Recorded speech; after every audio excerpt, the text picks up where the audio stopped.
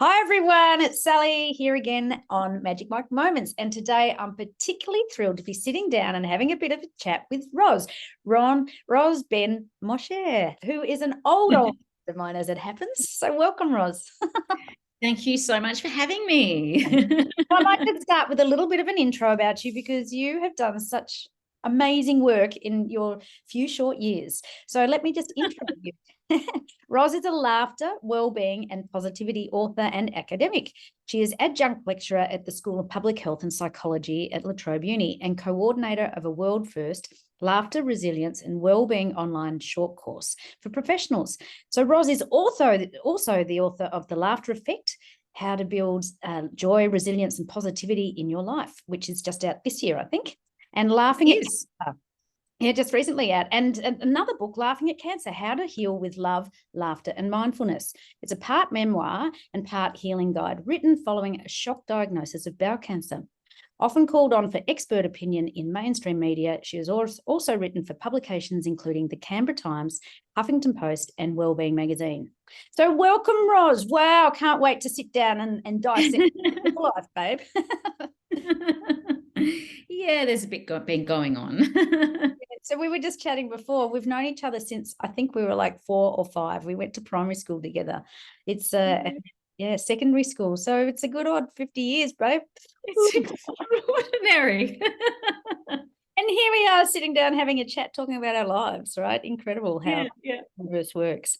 So let's kick start it and just say, well, how did you get to where you are today? Let's talk about some of the challenges that you've gone through throughout life. I mean, you've had a few, some wake-up calls and how they've formed to where you are today. Sure. So I suppose the first pivotal moment was the diagnosis of chronic fatigue syndrome when I was about 23, I'd say, or 24, and it knocked me for a 6, and that sort of started my exploration into well-being, or the lack of it. And through that time I was actually diagnosed with food allergies. That was later down the track, and I started to write food as medicine articles, and thought that I'd got well-being all sorted out, that it's what we eat, that's what it's all about. And then I realized actually that it's a little bit more complicated than that. And I decided I'd go back and explore this a little bit more, and I decided to do some postgrad studies.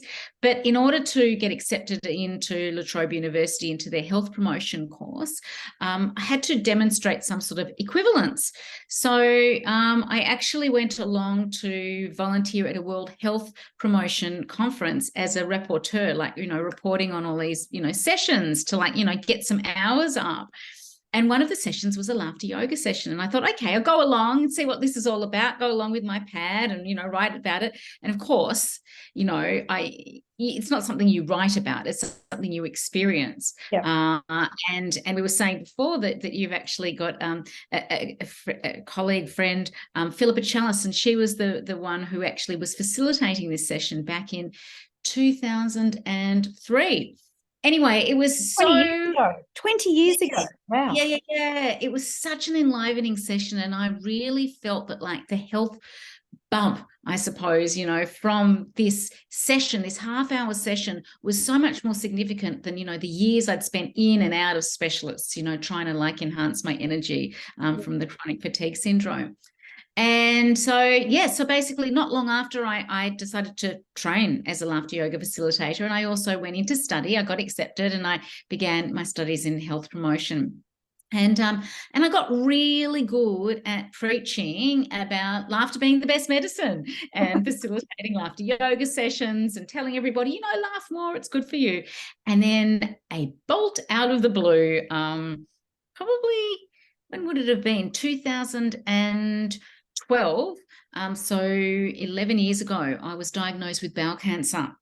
And that was a particularly unfunny time of my life. And it's sort of not something you sort of think, hey, yay, I've got bowel cancer, I'm going to laugh about it. But it was really, that was when my exploration really deepened into, how laughter as a, well-being modality can work. And there's nothing more powerful than having something that, you've taken for granted your whole life ripped away from you. Because firstly, as I say, there's nothing funny about a cancer diagnosis. And secondly, anybody who is familiar with any form of abdominal surgery, whether it's for good reasons and a little baby pops out, or the not so great reasons, and you kind of had a tumor, you physically cannot laugh for several weeks afterwards. Yep. So I really needed to dig really deep and sort of like think, okay, I want to connect to this energy of smiling and laughter. I certainly can't laugh. What can I do? So yeah, that was sort of my first real exploration that sort of really came about as from this health crisis that, as Homer Simpson sort of refers to as a crisis, a crisis-opportunity. So I love that. In a crisis. Yeah. So that really came, I suppose, even when I was fresh, in hospital after the operation, full bowel resection and a temporary ileostomy, was when my boys, who were then aged 12 and 15, they were going to be coming to visit me and take me home. But I'd had a very traumatic evening, and I was sort of waiting for the nurse to top up my morphine.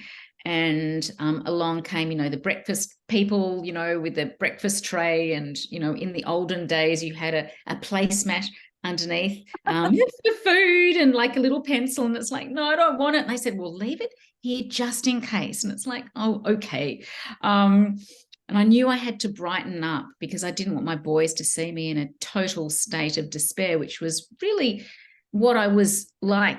And it was so unusual for me to be like this. And I grabbed this placemat and this pencil, and I thought, right, what can I do? And I started to recount every single little thing that I was grateful for about having this operation. So my body's miraculous capacity to heal, having the operation in a world-class hospital, the support of family and friends, etc. And all of a sudden I had to write another margin. And just like in the olden days where, you'd start writing postcards, dear mum and dad, in big writing by the end, like you're writing. That's how it was.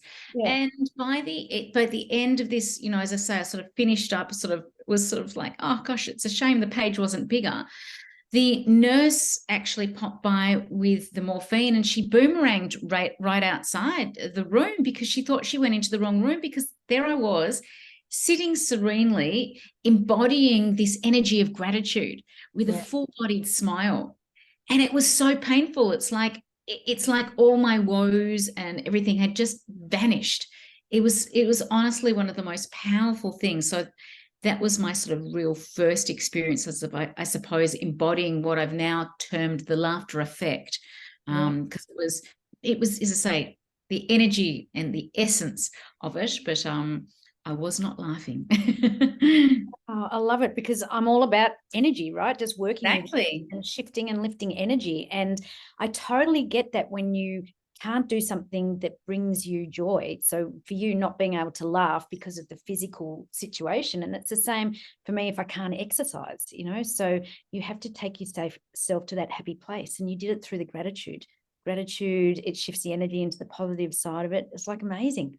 That's such a good story, Ros. It's pretty powerful. But it's interesting what you were saying, because what exercise does and what sort of tapping into those sort of feel good hormones does is it activates endorphins, or, serotonin, which is really associated with the gratitude as well. So we actually change. We can we feel the energy, but that's because we're actually changing our physiology. Doing those well-being hormones, which is so powerful. And it's really, I think, empowering to know how much control we have in actually being able to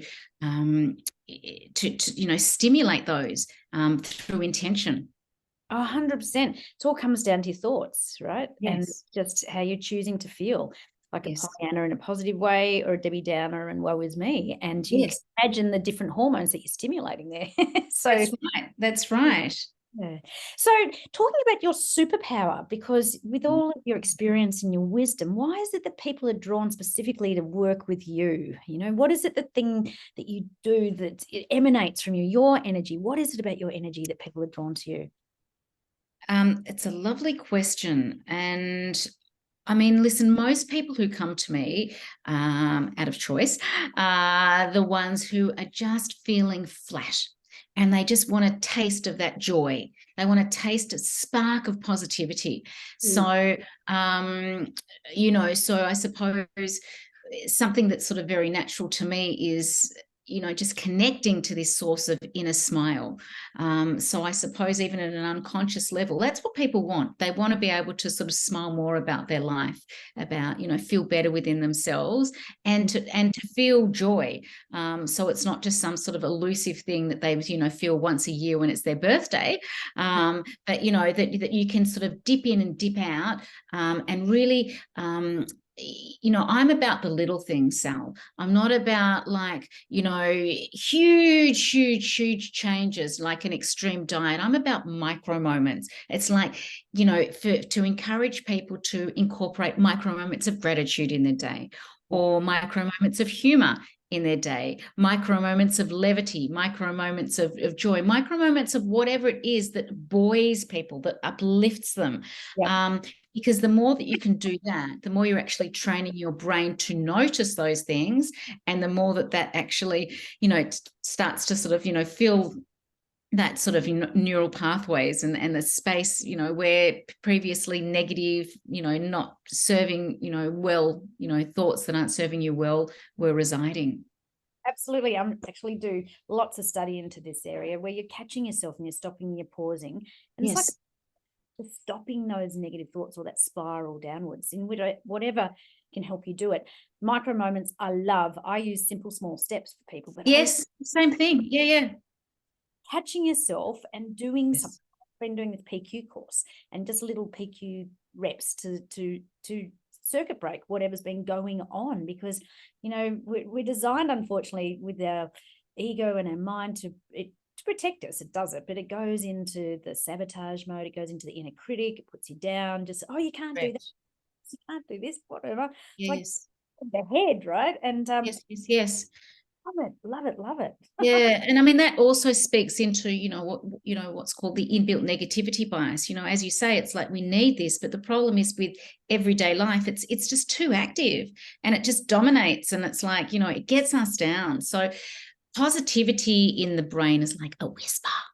It doesn't really pay attention to it. Negativity, it's like it has to pay attention to it because it's linked to our survival. Otherwise, we'd be, running, into busy roads or burning ourselves, on a hot stove. So we really need to, as you say, we need to pay attention to these small things. We need to pause into them, and we need to grow them.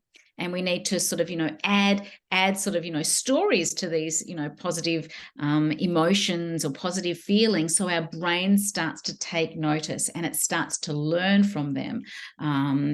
Building brain with the good, as opposed to, filling it with all of the crap. Particularly since we both went through COVID in Melbourne, which was challenging, right? And Yes. there's been so much more focus for people to get out of that more negative headspace, particularly during that time. But people are more open to it now, I'm finding, just little things. And like you're saying, if you can introduce like little micro moments or little small steps of just little things, slowly, things can begin to change. Because as we always say, retraining those neural pathways, 21, 28 days, something like that, just keeping at it. Little small steps doing it. What I really love is connecting to your inner smile. I love that, feeling the joy, those hormones and things, and going within, because I love working with people that are turning that light on within themselves and waking themselves up. Yes. And everybody's unique. It's like, you were saying, it's like for you, it's about exercise, getting that sort of hit of endorphins. Everybody has their own sort of things that are going to, trigger their endorphin supply. So, one of the things I write about in the book is, doing, I don't know if we've talked about this before, but I'm sure your listeners will be very familiar with vision boards, right? But, say, for example, with my clients, I get them to do an endorphin board board and I get them to, fill it with all these things that really, basically, that warm, fuzzy feeling that you get sort of, so whether it's, uplifting quotes, whether it's photos of loved ones, whether it's, hobbies that they love to do. And essentially they're mapping out their endorphins. And then if they're feeling flat, they can really, activate them by either firstly, tuning into them, having the endorphin board somewhere prominent and, saying, right, well, now I'm going to do some ikebana, which is like, this, flower, rather than it being a dormant thing, we can actually, activate these things, which is a bit of a bummer because it means we have to be active in our, quest for well-being, and we can't just leave it to chance. And that's something I'm really big about. It's we have so much power in how we choose to respond, in how what activities we choose to engage in, what we don't, who we choose to socialize, to an extent, how we feel our day. Do we have the news blaring 24/7, or do we give ourselves permission to have a news-free day or more, and, tune into an uplifting podcast or audiobook or whatever it is? There's so much that we can do to get us out of that state of passivity. Yep, 100%. It's like you've got to work the muscle, otherwise you lose it. So you work. Absolutely.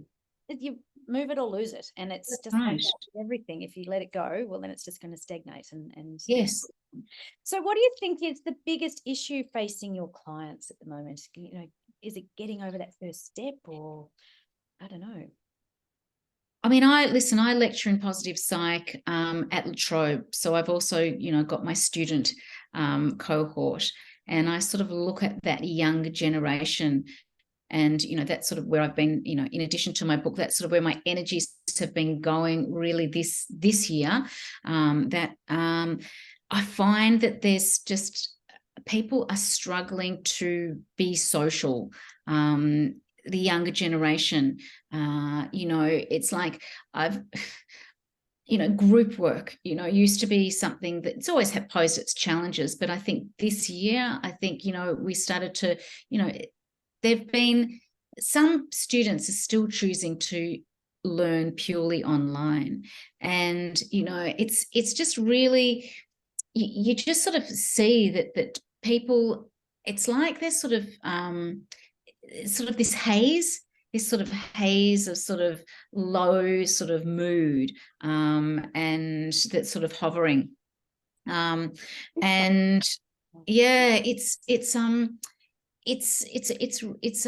so I see that with the the younger students, but I also certainly see it with the old people who not studying anymore, university students, that it's sort of like, in theory, that we should sort of feel that everything is back to normal and we are back to normal, but the reality is that the life that we had before COVID wasn't necessarily the life that served us well anyway. So people are reluctant to sort of return to exactly like the madness that it was, but there's the pressure to return to the madness, and it's like we're just not quite there, a bit shell-shocked.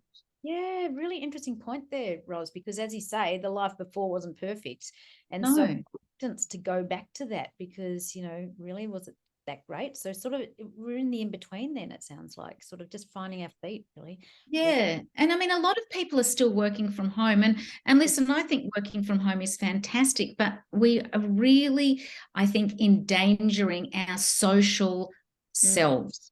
And as I say, I really see it, with the younger generation, but I'm seeing it with the older generation too. Just, for example, if you're going to be working from home every day, you don't have those sort of water cooler moments, it's those incidental conversations. And if you bring it back to laughter, it's really fascinating. One of the most fascinating things I learned when I was researching for my book was that most laughter, 80% of laughter, occurs during conversations. Okay. It's known as the punctuation effect of laughter. And it's not because anything particularly funny has been said. Only, 10 to 20% is because actually of a joke. conversations elicit what's called, as I say, this punctuation effect. So before or after a sentence, people, there's a little bit of laughter. So I'll give you an example. It's like, it has been so much fun, like being, talking to you, Sal. It's like awesome. I can't wait for the next time. Isn't it being, so people don't realize what role laughter actually plays in conversations, and how much we can get it happening. So when we are working from home, when we are socially isolated, when we are texting people and not talking to people, we are reducing the number of, conversations where this laughter punctuation can occur. So it's really, really important for people just to sort of, in some way or another, connect. We know how important, social relationships are to our well-being. And I think that that's something it's a challenge still for some people. So let's just talk about your book for a moment. So is this what these sort of things that are what you're addressing in the book, in the laughter effect? Yeah. Oh, look, I can show you. This is my book. The Laughter Effect, how to what the hell is it called? How to build joy, resilience, and positivity in your life. So what I've done, and this is, I suppose, where the innovation is. I start off, with the introduction, put it in a historical perspective. And I talk about Indigenous people, how, even in Australia, Indigenous people, there was the Kamilaroi people in northern New South Wales, and they believed that, there's a star twinkling because it's a legacy of an old man who told her a joke, and then through the Bible there are references to laughter. And I basically take people all the way through, to medieval times where the court jester held a more important role than the physicians often. Queen Elizabeth I would call for her court jester before she called for her physician, to sort of raise her mood. Then I talk about the evolutionary nature of smiling and laughter, and that it's innate. So Darwin studied this. It's amazing he's not better known for his research into smiling and laughter, because he found that it doesn't matter if you were born blind or even deaf, you will smile and laugh. So it's this evolutionary resource that we have to helping us bond with our caregivers. And it's present at our very earliest of stages of life. We ha, ha, ha before we da, da, da, right up until the end. So both my parents, for example, had Alzheimer's. And one of the last things to go was laughter and then smiling. Conversation had long gone, but the ability to smile and laugh, even if contextually it might not have been exactly spot on each time, it was there. So I talk about that a bit, and then I talk about intentional laughter practices. So there are laughter practices that do not rely on humor. So things like laughter yoga. So that's simulated laughter exercises together with deep breathing and clapping, ho, ho, ha, ha, ha. And even though it starts off as something simulated, it becomes real in no time at all. And the extraordinary thing is, as you would know, your body cannot think, your body can only feel. And when it's feeling laughter, it's cueing all of those well-being hormones. Then I take a bit of a look into our sense of humor and, the different styles of humor. I look into the neuroscience of smiling. Then I talk a bit about gratitude, but more about the embodiment of gratitude, getting that sort of deepening of that feeling.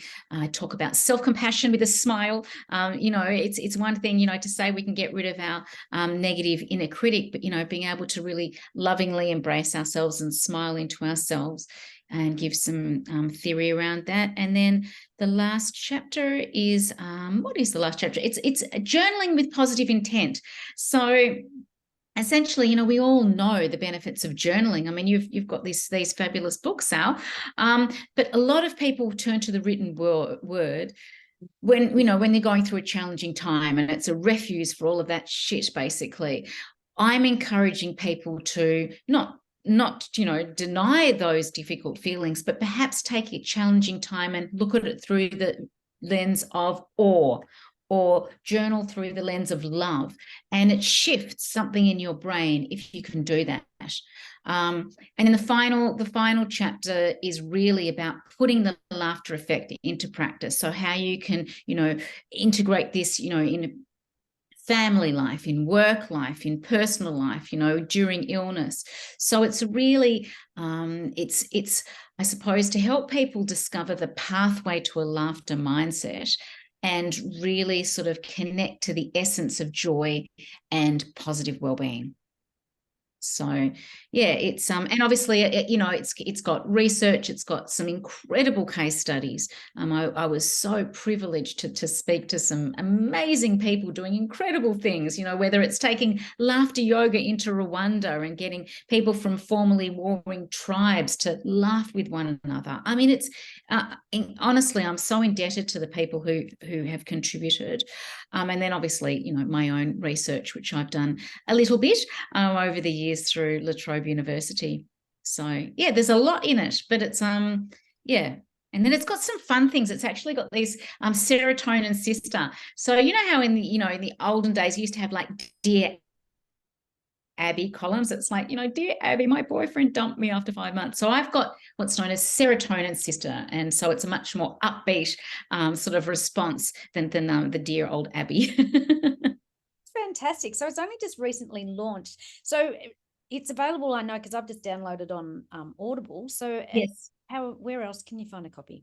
In Australia and New Zealand, it should be in all good bookshops, libraries. It's on Audible, Amazon Books, and it has been sold into 8 international territories, but that won't happen until next year, I believe. So, yeah, it's going to be in lots of different languages, which is extraordinary.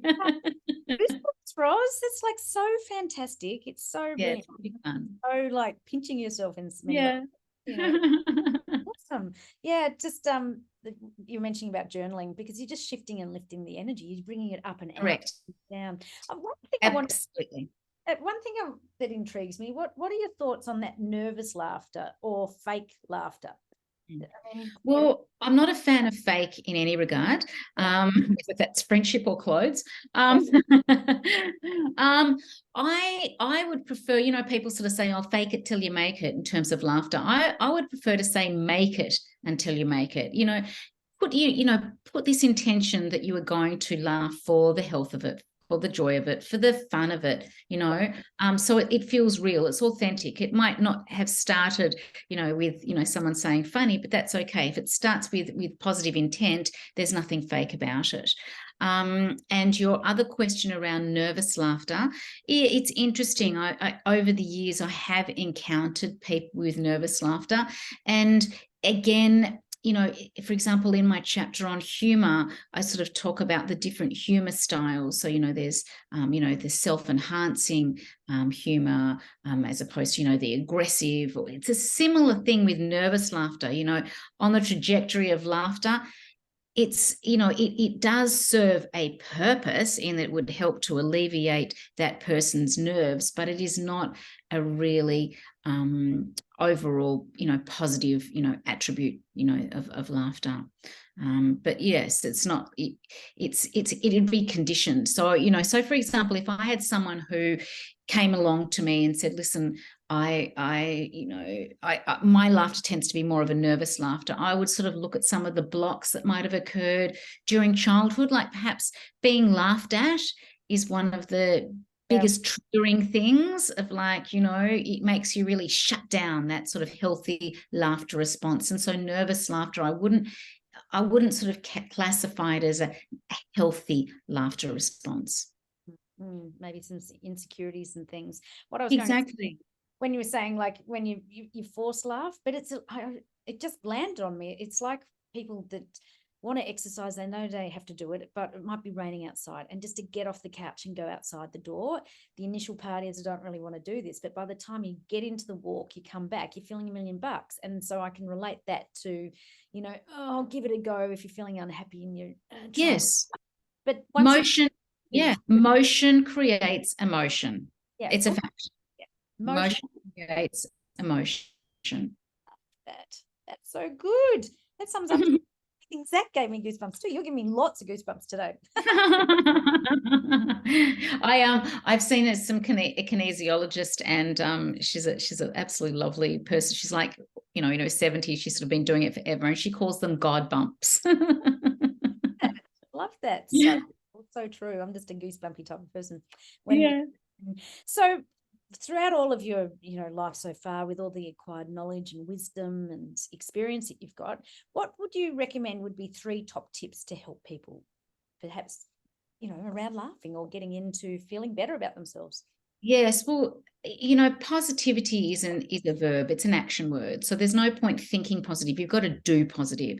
And you need to do stuff that feels right to you. And you've also got to acknowledge that no day is the same. So, there might be a day that you actually need to be a bit quieter. So perhaps you would add a dimension of smiling to your regular meditation practice. Or you might be feeling particularly anxious about a work meeting, or even like, stuck at, red lights and traffic and that sort of stress. You might decide to just intentionally just laugh for 10 seconds, just, for, laughter's sake. And this is fantastic because a lot of people are self-conscious around laughing in public. Brene Brown talks about, laughter being one of those vulnerabilities. But if you're laughing by yourself in the car, nobody will know that you're not laughing with a, best friend, So, laughing out loud. Gratitude is an absolute superpower. And honestly, every day might not be good, but there is good in every day. So if you can actually train yourself to actually bring to mind every day, at least 3 things that have gone well in your day, these micro moments of, goodness, or things that have gone well, that grows, the gratitude quotient. But there are so many things, that we can do. It's choosing to laugh out loud, when something funny happens. It's, as I say, turning up the comedy, turning down the news, as much as possible, spending time with people that make us feel good. Why, and also be mindful of our own inner voice, as you were saying before. Are we adopting this sort of inner saboteur, or is it our inner best friend? So thinking about some of the things we can say to ourselves to support ourselves when we're going through challenging times. But yeah, you did ask me for a few, and I probably went over, but I think it's just, and this is what I discuss in my book, is that it's, everybody is different, and every day, as I say, is different. So we need to be able to have a lot of different resources that we can draw on, so we can pick and choose and decide what is best for us in that given moment. Yeah, love that. Just give us that lift, not wait until next week when we see our best friend, because that's far too long. It's like, what can I do now? Even if it's just like smiling at yourself in the mirror, for crying out loud, there are worse things you can do.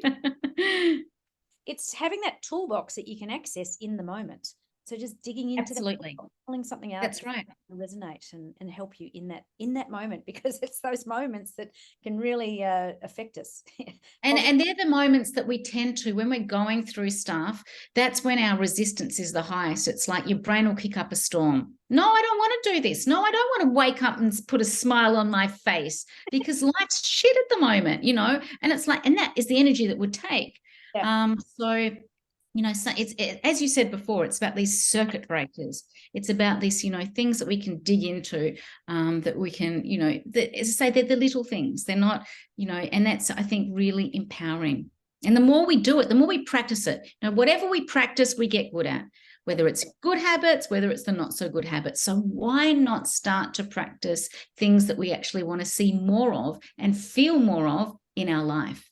Absolutely. I just love how you've got these micro movements, and it's just, and you can start it at any age, at any time of the day. Oh, 100%. So tomorrow, just start now. Just start. Right? Yes. Yeah. It's about giving your self permission. It's like, it's like we get so ingrained in how we've been, and we sort of think that, how we were then is how we, need to be. But, Carol Dweck talks about, this notion of a growth mindset. So empower this growth mindset. It's okay. Thank your past self for doing what it needed to, to protect you, in the days that have gone, but empower the future that you want to design. I know that's, very much what you're about. Yeah, I'm like a sponge and always learning and adapting because, we're just going with the flow and evolve as we go along. So, in your life, you've had so much going on. And one of my mantras is let go, step up and be more. So, just to find a deeper connection to myself and life. So what have you found that you've let go of? How have you stepped up and have you been more of you in your life? I am a former serious type person, in that as much as I was a giggly Gertie at school, and you remember that, but when it came to my career, it was serious academia. And something I've let go of is this sort of notion that serious stuff is more serious as such, that you need to pay more attention to it. So I've realized that the power of positivity, the power of laughter, that it's not frivolous, it's not superficial. This is the real grit of life, and this really is what makes humans human. Love it. The goosebumps are going down my leg. Your shirt's gonna blow off. So yeah, it's so true. The positivity, the laughter, it's not frivolous stuff. This is the core of everything. It really is. It really is. So yeah. I mean, and that's why I think I made an extra effort to include research into my book, because I didn't want it to be laughed at, and if only there were,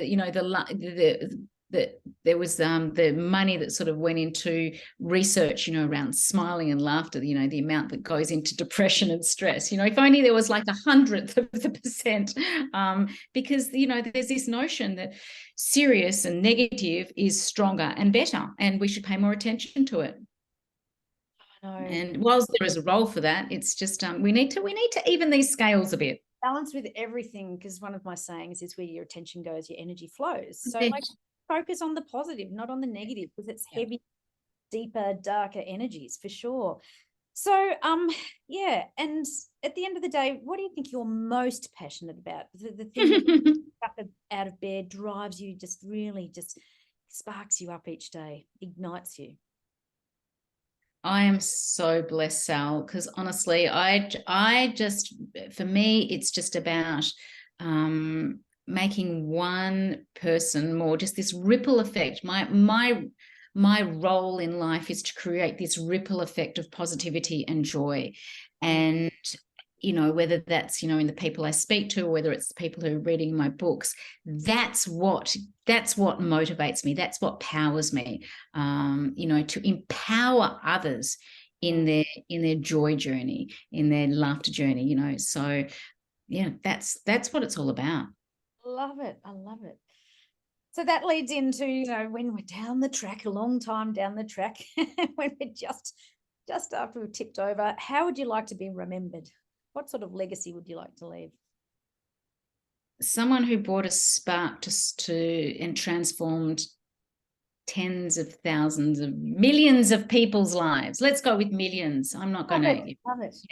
Yeah, because that's what it's about, and that's why I love the sort of this analogy of the ripple effect, and as I say, that's why starting our day with a heartfelt smile is so important, because that's the energy that ripples out, and then the first person you see, they ripples out to them, and then they're more likely to smile, and it just keeps going and going and going and going. And it's amazing. You just never know where something just as simple as that goes, and I'm always very conscious about going out and sharing a smile with people, because that might be the one small act of kindness that they have received that day, that week, that month, who knows. Yeah, 100%. I looked into smiling and laughter a while back, researching for something I was doing, a course, And, you know, it just breaks down the barriers. When you smile at someone, like I just went for a walk before, it's complete strangers in the park, and do a smile, and it just, you can feel the vibe. Like they just smile back, Yes. and they've got their dogs, and it just, it Yep. breaks down the walls. And, you know, 100%. all the stats, which I'm sure are all in your book about you more productive at work and more approachable, it really does break down those barriers. There's so Yes. said for smiling and laughter, and it is really is the best medicine. It totally is. I know. And we can dose it ourselves. That's the thing, you know. It's So free. it's free. It's fabulous. You, Rosie. I was like, fantastic.